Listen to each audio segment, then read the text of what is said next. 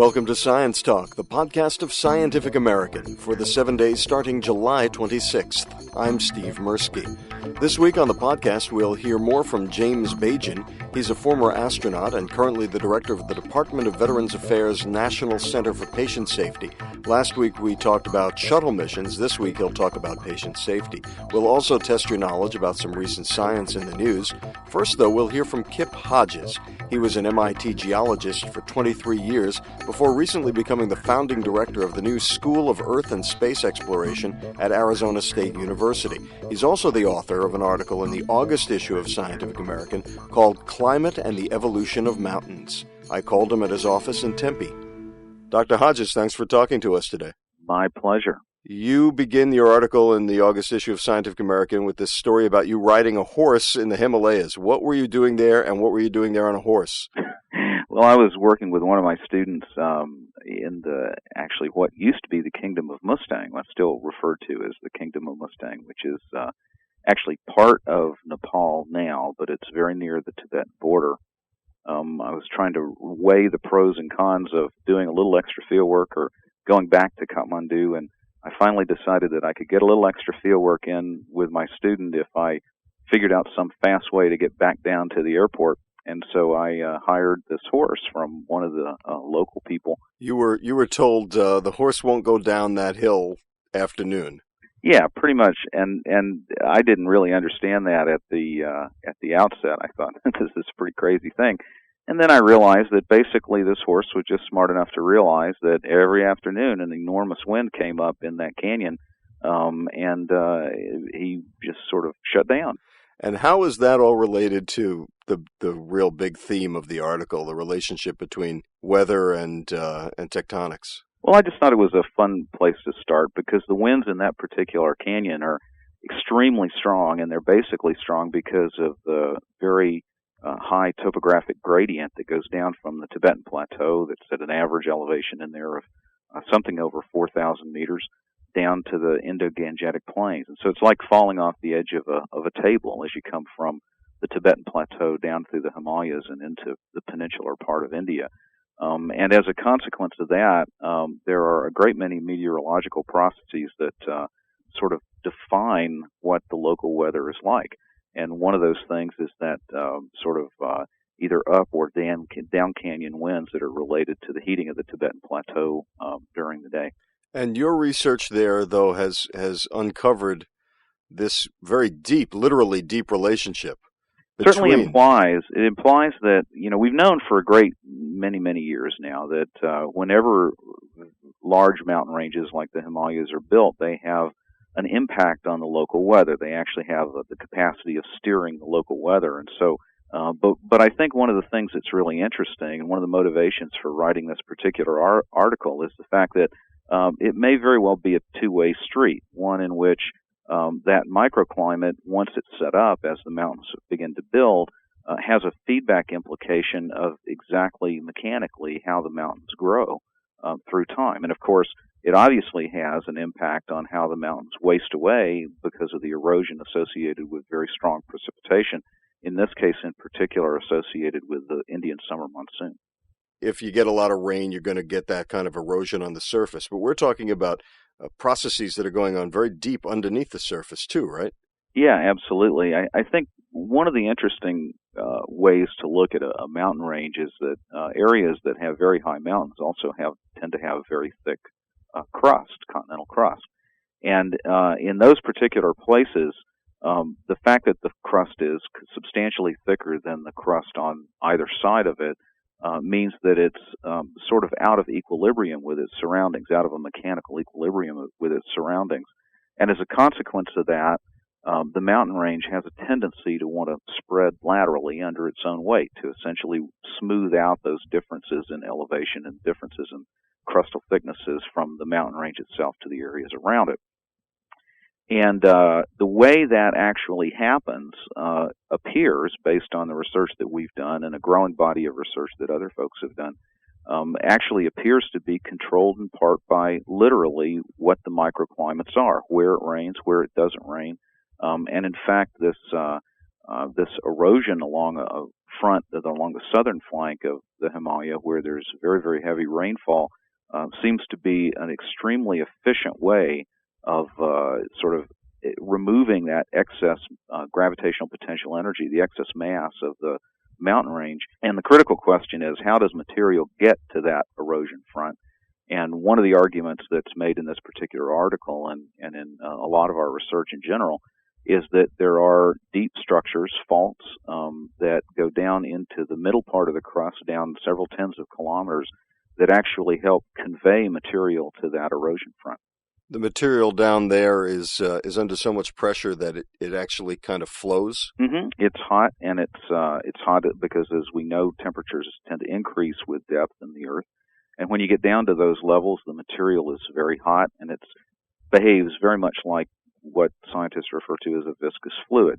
And so even though the rate at which it flows is extremely, extremely slow by our standards, by human standards, it flows nonetheless. So over million-year time scales, it's capable of flowing just like toothpaste or a putty.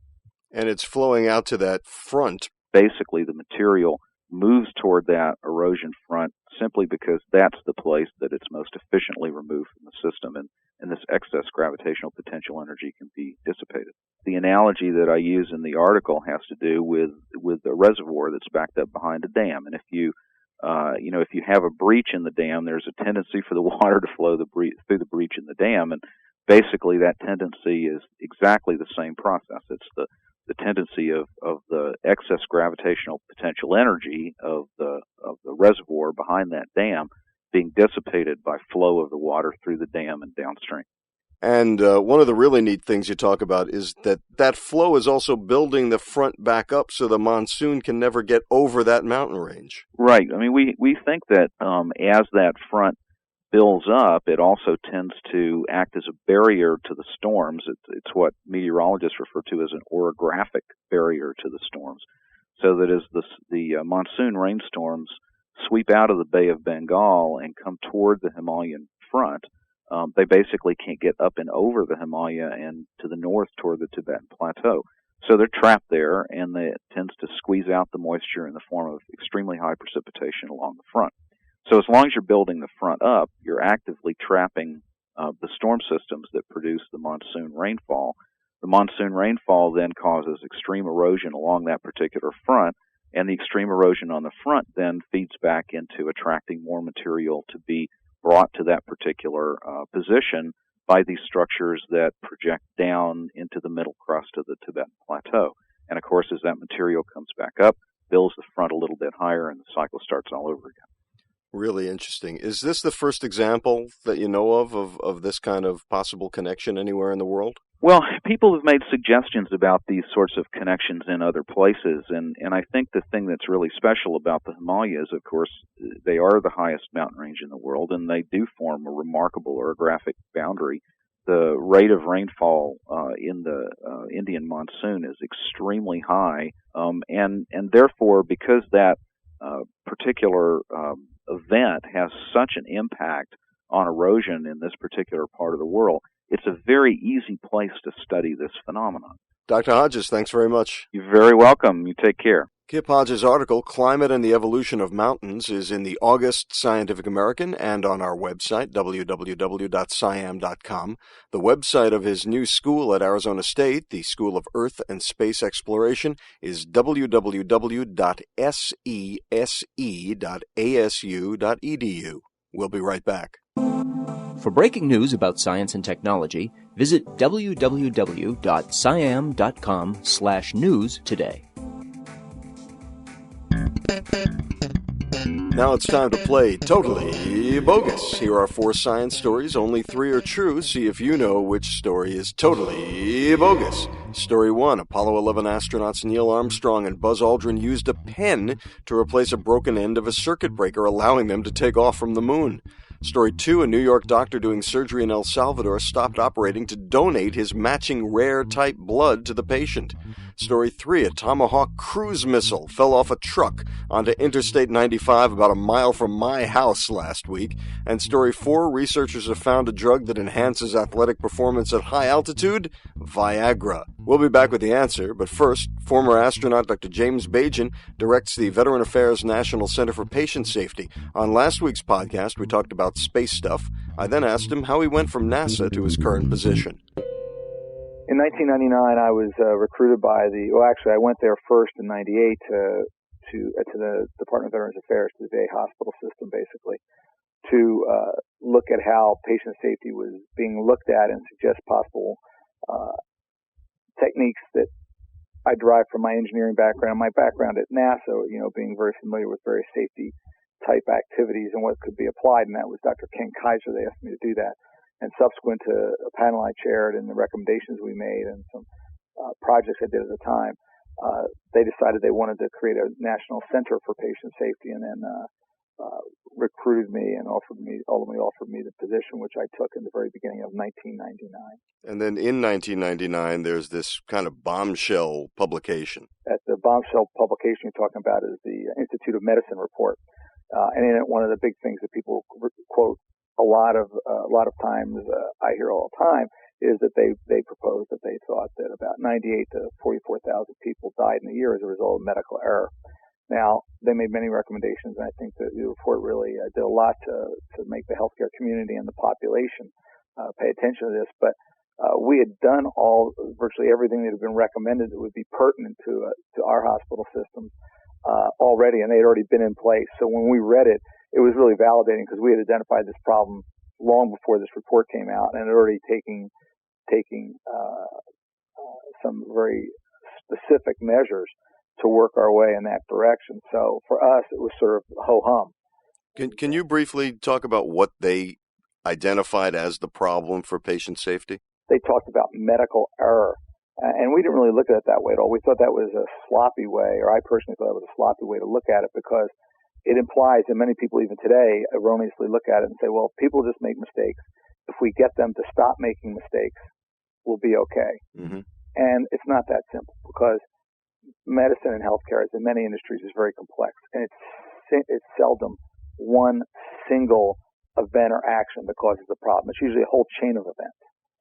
So, in fact, what we have to do is design a system by which it's harder to get into a problem. I mean, a good example I can give you is if you go back in the mid-'80s, prior to that, any automatic transmission car anywhere in the world, certainly in the United States, all you had to do to take it out of park was to pull the gear selector from park to whichever gear you chose, reverse or drive. Right, but now you must put your foot on the brake. Correct. And the other reason we looked at it that way, that's a real system solution. The reason we looked at it that way is that even if you want to learn about something to fix it, people have to tell you. You have to be able to discover it. Mm-hmm. And in some cases, errors people make, they don't know they made them. Because to know it's an error, you have to know what the proper way or a more optimal way to do it. And many times people think they're doing it the optimal way.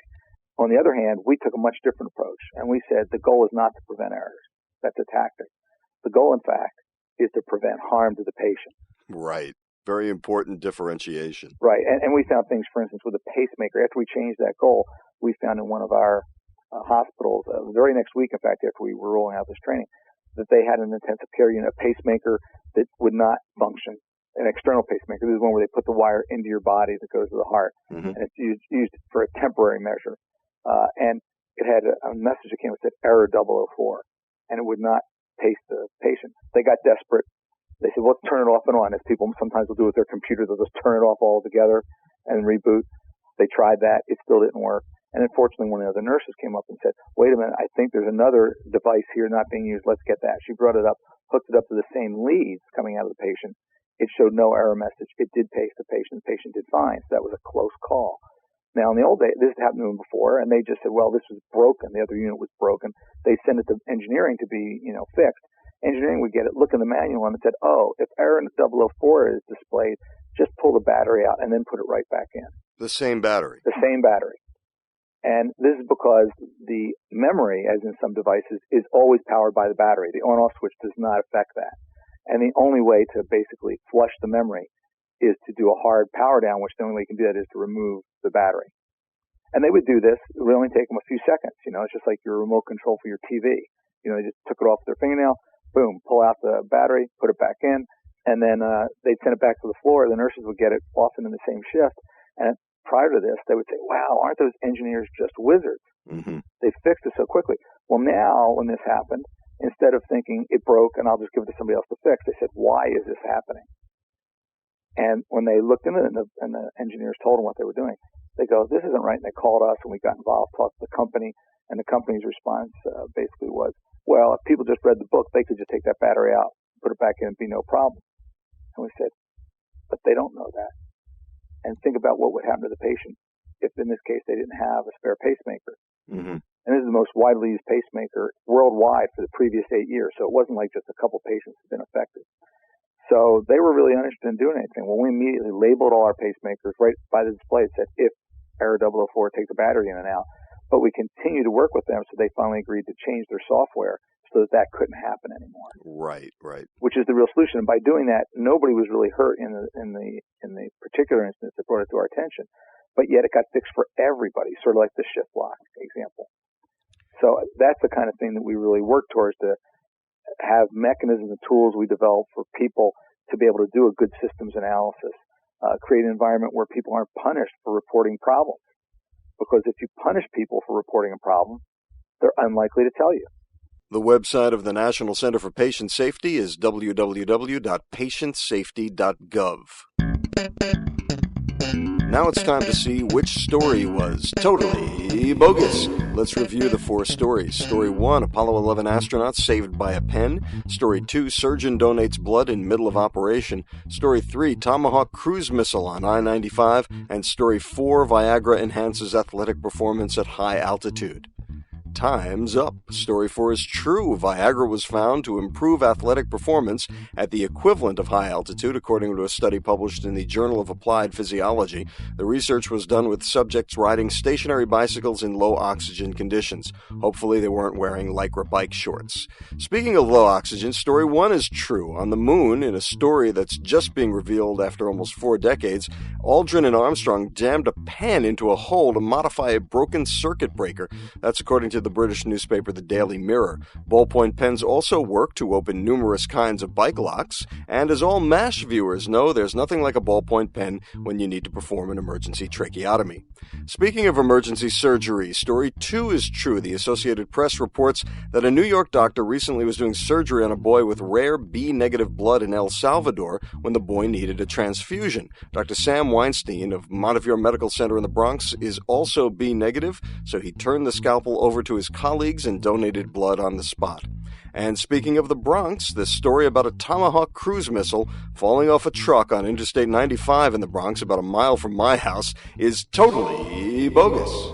Because what fell off the truck on I-95 and snarled traffic for hours last Friday morning only looked exactly like a Tomahawk cruise missile. The 3,000-pound Tomahawk look-alike was a dud used to train Navy personnel to handle them, according to the New York Times. But it does a great impression of the real thing. A bomb squad detective said he got a call from a cop on the scene who said, "Look, I'm not kidding, I got a cruise missile sitting in the middle of I-95. The detective also said that he'd seen mortar shells, live grenades, and a torpedo washed up in the Rockaways, but that the phony Tomahawk was the biggest. We'll be right back. Hi, I'm John Rennie, Editor-in-Chief of Scientific American. Our magazine is now available in a digital edition. Not only does your Scientific American digital subscription include the full contents of every new printed issue, it also entitles you to access our digital archives from 1993 to the present. For more information, visit www.siamdigital.com.